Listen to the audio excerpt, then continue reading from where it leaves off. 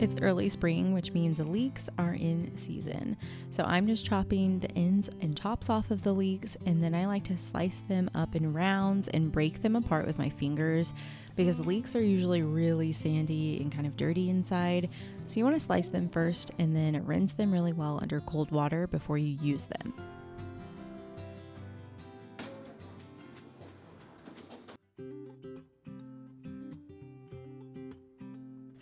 Today I'm making a really easy lunch for the family, and I love lunches like this that are just seasonally appropriate but super easy to throw together. This is perfect for those cooler spring days because it's still a little bit warm and cozy, but definitely feeling different than winter. I have a few gold potatoes and I just peeled them and I'm chopping them up into cubes. They don't need to be perfect. You can cut them really rustic because we're going to end up pureeing this later. Today I'm making a potato and leek soup. You can make it dairy-free. I'm going to make it with a little bit of dairy today, but you can definitely swap that out. So if you're dairy-free, this can be made dairy-free and gluten-free. So basically anyone can eat this, I'm pretty sure. Even though I'm using leeks, I still want to add a little bit more of a sweeter onion flavor to it to help balance that out and kind of have the brighter onion flavor that leeks have and then the sweeter onion flavor of just a normal sweet onion. So I'm going to add about half of one of those just to balance it out. I'm going to make it today in the Instant Pot because it's just an easy way to get it cooked quickly and then have it stay warm for a while so we can eat on it throughout the day. That's like one of my mom hacks is whenever I make chili in the fall or soup in the winter, I'll leave it in the Instant Pot so it can just be on warm mode and then everyone can kind of help themselves throughout the day because I feel like the kids are always hungry for snacks, but I'd rather them eat an actual meal for a snack if they can. So if I just leave it right there, then they can help themselves. I'll add in a little bit of butter, or you could use avocado oil, olive oil, and I'm just going to saute those onions down together, let them get a little soft. Then I'll add in a bit of crushed garlic and the garlic, onions, and potatoes. Oh, this is just such a simple rustic meal. This is my favorite. This is definitely my style of cooking. I just love it, and it tastes really great, and it's fresh, flavorful, simple, and seasonal. I'll add in those cut potatoes along with a little bit of vegetable broth. You could also use chicken broth or bone broth. Season it with plenty of salt and a little bit of pepper.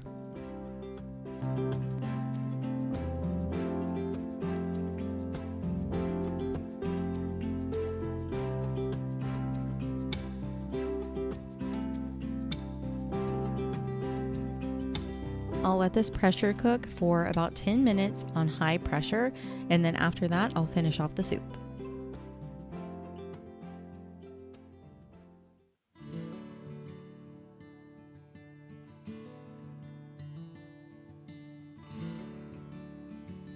I'm always buying things like herbs in bulk, and so I have a little bit of fennel today that I'm going to be using for a recipe this week, and I'm just going to put that in a big glass jar. I've been loving these canisters. I feel like it took me half my life to finally buy some of these, but I really love them for bulk food storage.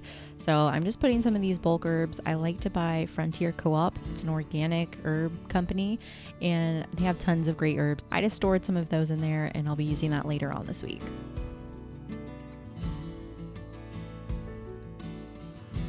I fed my sourdough starter early yesterday and I just let it sit out on the counter.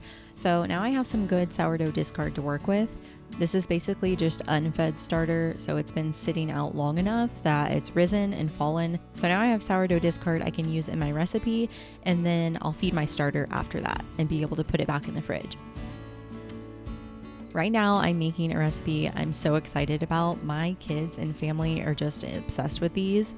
They are such a good treat and perfect for this time of year, but going all the way until late summer, I think I'll be making these. They're sourdough mini blueberry muffins, and I make them just a little bit healthier by adding in some Greek yogurt, and we have avocado oil, raw sugar. We top it with some turbinado sugar, which is like crunchy raw sugar, and it's a nice like bakery style. You're going to be obsessed with these, and I'll have the recipe on my website, just healthyelizabeth.com. First, I'll start by cracking in 2 eggs. You know I love to keep everything really simple. And then I'll add in avocado oil. You could substitute that for just melted butter. Just make sure you cool it a little bit before you add it in so it doesn't scramble the eggs. And then I added in some whole fat milk and whole fat plain Greek yogurt. This also gives it tons of moisture, but also lots of protein and fat to really keep these filling and satisfying. And then I just added in a splash of vanilla and a pinch of salt, especially since I'm not using salted butter and I'm just using oil. You definitely still want to add some salt in there to give it good flavor. I'm weighing out my sourdough starter because it's so much easier to measure sourdough by just pouring it into the bowl versus trying to scoop it out with a measuring cup. So everything just gets so crazy and dirty. So I'm just going to pour in the sourdough starter and then I'll sweeten that with some raw sugar. I like using raw sugar because it's unrefined, so it's not processed, it's just in its natural state. And I feel like if you're going to use sugar, at least do it in a way that makes it better. And the same thing with brown sugar. I don't even like to make my own homemade brown sugar because when you make your own brown sugar out of white sugar and molasses, that's actually making a refined sugar. It's not raw. So I like to buy raw brown sugar. That's just its natural state. It's how it actually comes. And then I'll just add in my organic unbleached flour. You could definitely make these with einkorn flour as well. So that's great if you have a gluten intolerance or sensitivity. You can use that. And then I'll add in baking powder because we're not using the sourdough to leaven these or make them rise. Now tons of fresh blueberries. This is great for blueberry season or if you have a blueberry bush, but if not, you can use fresh or you can use frozen. I love buying those little frozen wild blueberries. Those are perfect for this. But today I had some blueberries that needed to be used up before they started going bad, so I'm using those.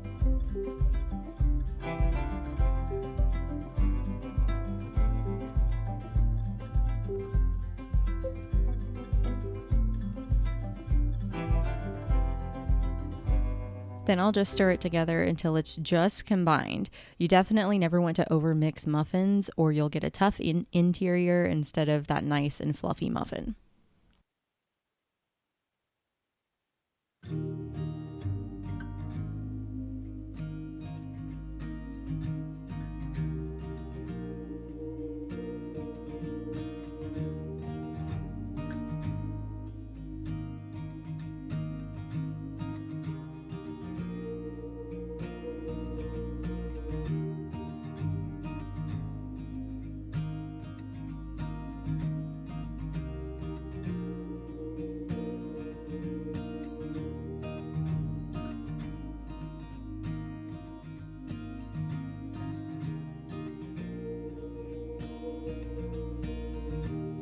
You can leave the muffins just like this, but we're a huge fan of muffins that have a little crunchy bit on top. So I'm gonna add a little bit of raw turbinado sugar. I just sprinkle a little bit on top, and don't worry, these are still so much healthier than what you can get at the grocery store. Just stick to real ingredients, real oils, not those really inflammatory seed oils. You wanna avoid those at all cost, even more so than sugar. I just put those into my oven and those cook in no time, so they're a perfect quick snack or even a breakfast. And then I went ahead and finished off my potato and leek soup. You could put the soup either in a food processor or high-powered blender like a Vitamix or a Ninja, or just use an immersion blender like I'm using. That way I can just blend it up right in the Instant Pot and it makes it really quick. Then I just finished it off with a good little bit of good quality heavy cream, and you could also use a can of coconut milk or coconut cream and you'd be good to go. The soup is so creamy and delicious and perfect just like this. It doesn't need anything extra other than maybe just a little dollop of sour cream or Greek yogurt right on top when you serve it, or a sprinkle of chives if you want to get really fancy, but it is so good for this time of year. I'm going to be making this a lot more. It's a perfect quick lunch. It makes amazing leftovers. So after making this soup, I feel very convicted that I need to start growing leeks and potatoes in my garden so that I can make the soup all the time next year. My muffin recipe here makes, I think, about 36 mini muffins. You can also make just regular size muffins too, but I made the mini ones because my kids think those are so fun, and so do I, and they were gone really quickly. This whole pan of mini muffins was gone before I even finished baking the second pan, so that just tells you how delicious these are. Even my husband was really surprised at how good they were.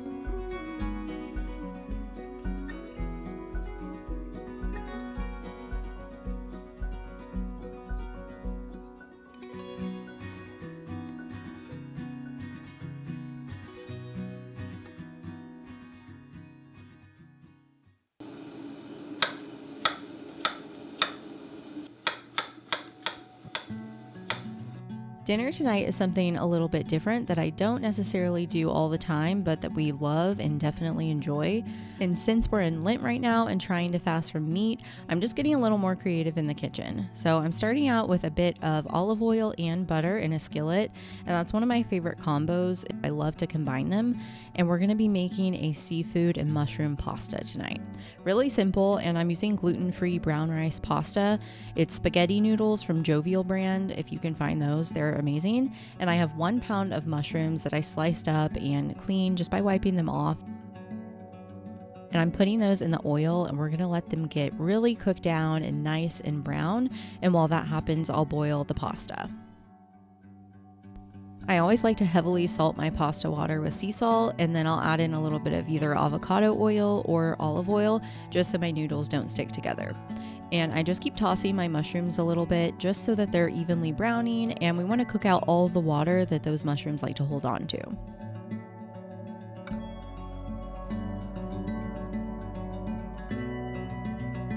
I'm using a pound of wild-caught frozen shrimp, and they're already peeled, deveined, and the shell is off.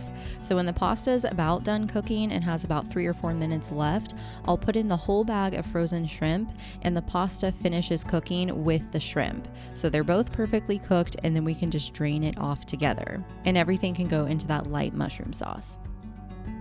You just want to cook the shrimp until it's just pink. Don't go any further than that before you drain it, because you don't want to overcook it and have a rubbery shrimp. So just make sure you scoop out at least a cupful of that delicious seafoody pasta water. It's almost like a seafood broth now, and we're going to use that along with the mushrooms that are nice and tender, and that's going to help make the sauce that's going to coat our pasta and shrimp.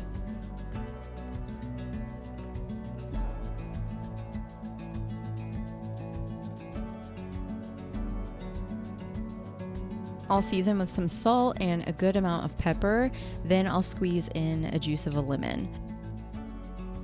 I lost my lemon juicer, so I'm actually using my tongs, which is a good little trick if you don't have a lemon juicer and you happen to have tongs. You can just cut it in half and put it in the handle of the tongs, and it works just as well. So you can see we're starting to get a sauce out of that oil and butter and lemon juice and even the liquid that comes out of the mushrooms. And then of course that seafoody pasta water. And I'll just finish that off with a little bit of freshly grated Parmesan cheese.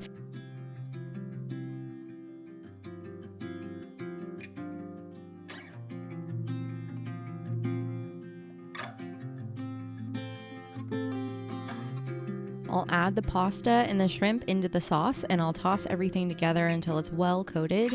And if you didn't have quite enough pasta water, you can always add in just a little more olive oil or butter. Even a little splash of broth would work, and the sauce will coat the pasta. And it was one of the best pasta meals I've had in a really long time. Super delicious. I don't think I mentioned it, but I also took a couple big cloves of garlic and just smashed them with my knife, and then I put them in there in the oil when I was sauteing the mushrooms, and so just a second ago I pulled that out. That way we have all that garlicky flavor, but none of the little bits that tend to get burnt in the pan.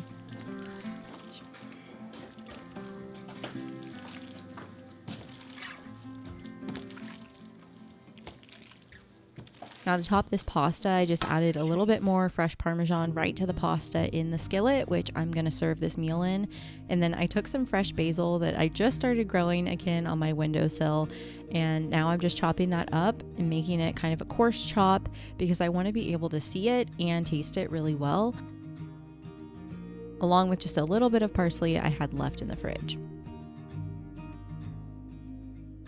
Hopefully you got some good inspiration in this video today, even though it was simple cooking. Just regular stuff that I cook on a daily basis, but I hope that inspires you to cook something delicious and wholesome, either for yourself or for your family this week.